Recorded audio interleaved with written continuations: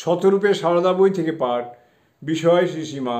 সেবক চতুষ্টয়ের দৃষ্টিতে এবারে চতুর্থ সেবক স্বামী শারদানন্দ। পরবর্তী অংশ।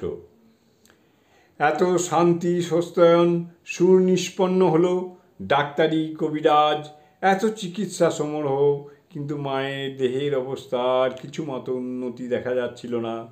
শারদানন্দের তখনকার দিনলিপি থেকে জানা যায় মায়ের জন্য কত রকম চিকিৎসা ও সেবা আয়োজনেই না হয়েছিল। ব্যাধির জ্বালায় ছটফট করতে করতে মা সহসা বলে ওঠেন, আমাকে গঙ্গার তীরে নিয়ে চলো, গঙ্গার ধারে আমি ঠান্ডা হব। মাতৃ আজ্ঞা পালন করতে সন্তান তখনই প্রস্তুত। শারদানন্দ গঙ্গা তীরে মায়ের বাস উপযোগী বাড়ি পাওয়া যায় কিনা অনুসন্ধান করতে আরম্ভ করেন। এমনকি কাশীধামে মাকে নিয়ে যাওয়া চলে কিনা সে চিন্তাও করেছিলেন।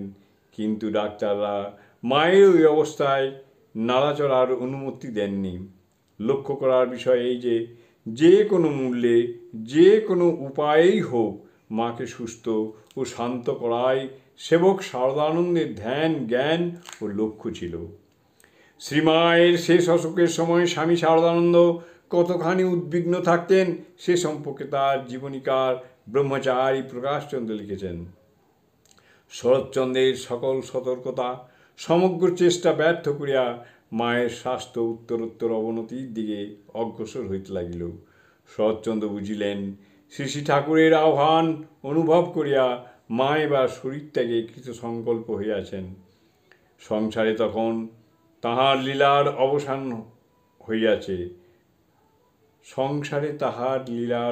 হইয়াছে।